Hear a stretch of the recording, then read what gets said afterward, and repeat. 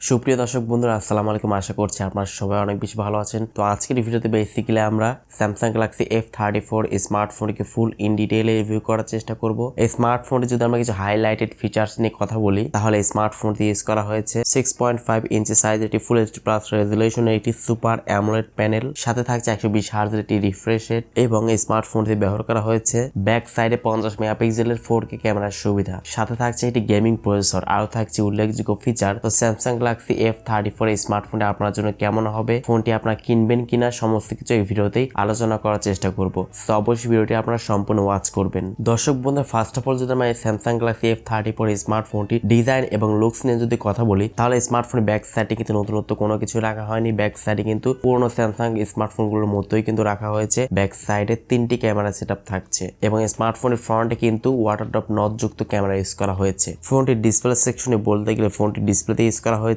6.5 ইঞ্চি সাইজের একটি full HD plus রেজুলেশনের একটি সুপার অ্যামোলেড প্যানেল ইউজ করা হয়েছে। ডিসপ্লেতে আপনারা পাচ্ছেন 120 হার্জের একটি রিফ্রেশ রেট, সাথে থাকছে কোর্নিং গোরিলা গ্লাস 5 এর প্রোটেকশন। তো যেহেতু এখানে ফুল এইচডি প্লাস থাকছে এবং সুপার অ্যামোলেড থাকছে, তো সেক্ষেত্রে অবশ্যই আপনারা আউটডোরে ডিরেক্ট সানলাইট ফোনকে ইউজ করার সময় খুবই ক্লিয়ারলি ফোনটিকে আপনারা চালাতে পারবেন এবং খুবই স্মুথলি ফোনটিকে আপনারা রান করতে পারবেন। এই স্মার্টফোনে যদি আমরা পারফরমেন্স সেকশনে কথা বলি, তাহলে স্মার্টফোনটি ইউজ করা হয়েছে অ্যান্ড্রয়েড 13 এর সুবিধা এবং এর ইউআই হচ্ছে One UI 5.1। ফোনটির চিপসেট হিসেবে থাকছে Exynos এর 1280 এই চিপসেট ইউজ করা হয়েছে, যেটি হচ্ছে 5 ন্যানোমিটারে আর্কিটেকচার বিল্ড করা একটি গেমিং চিপসেট এখানে ইউজ করা হয়েছে। এই চিপসেটটি দিয়ে কিন্তু আপনারা মোটামুটি পাবজি, ফ্রি ফায়ার মতো গেমস গুলো কিন্তু একদম ল্যাগ ফ্রিতে আপনারা অনায়াসে খেলতে পারবেন এবং এর জিপিইউ হচ্ছে মালি G68। স্যামসাং গ্যালাক্সি F34 এই স্মার্টফোনটি আপনারা বাংলাদেশে দুইটি র্যাম রোম ভেরিয়েন্টে পেয়ে যাবে। সেটি হচ্ছে 6GB RAM 128GB internal storage এবং 8GB RAM 128GB internal storage.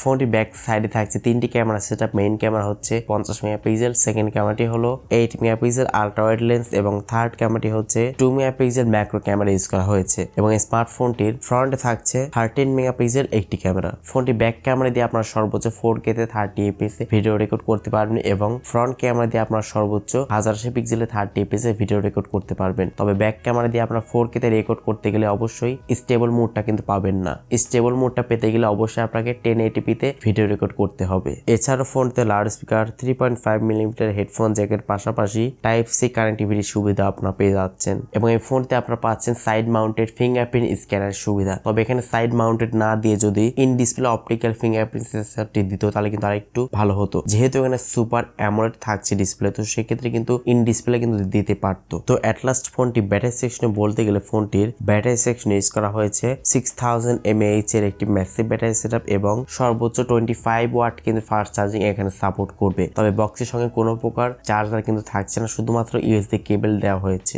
দর্শক বন্ধুরা, এবারে স্যামসাং গ্যালাক্সি F34 স্মার্টফোনটির প্রাইস নিয়ে কথা বলা যাক। ফোনটি বর্তমান প্রাইসটি হচ্ছে 6GB র্যাম এবং 128GB ইন্টারনাল স্টোরেজের বর্তমান আনঅফিশিয়াল প্রাইসটি হচ্ছে 26,000 টাকা এবং 8GB র্যাম 128GB ইন্টারনাল স্টোরেজের আনঅফিশিয়াল প্রাইসটি হচ্ছে 28,500 টাকা। সো দর্শক বন্ধুরা, 26,000 টাকা প্রাইস রেঞ্জের মধ্যে যদি আপনি একটি স্যামসাং স্মার্টফোন কিনতে চান, তাহলে আপনার স্মার্টফোনে দেখতে পারেন ফোনটি ব্যাক ক্যামেরা দিয়ে কিন্তু আপনার সর্বোচ্চ 4K তে ভিডিও রেকর্ড করতে পারবেন। তবে কোনো প্রকার আসলে স্টেবল মোড থাকছে না। স্টেবল মোড অন করতে হলে অবশ্যই 1080 পিক্সেলে কিন্তু ফোনটিকে চালাতে হবে, ভিডিও রেকর্ড করতে হবে এবং মোটামুটি যারা গেমিং করেন PUBG, free fire, call of duty, তাদের জন্য এই স্মার্টফোনটি যথেষ্ট ভালো হবে। যেহেতু এখানে ভালো একটি প্রসেসর এবং 6000 mAh একটি ম্যাসিভ ব্যাটারি সেটআপ থাকছে, তো লং লাস্টিং একটি ব্যাটারি ব্যাকআপ আপনারা পেয়ে যাবেন। তো সেক্ষেত্রে কিন্তু এই স্মার্টফোনটি আপনারা দেখতে পারেন। সো দর্শক বন্ধুরা, আজকের ভিডিওর মতো এই পর্যন্ত। ভিডিওটি ভালো লাগলে অবশ্যই লাইক দিবেন, কমেন্টস করবেন আর চ্যানেলটিতে নতুন দর্শক হয়ে থাকলে সাবস্ক্রাইব করতে একদমই ভুলবেন না। সো আজকের মতো এই পর্যন্তই। আল্লাহ হাফেজ, আসসালামু আলাইকুম রহমতুল্লাহ।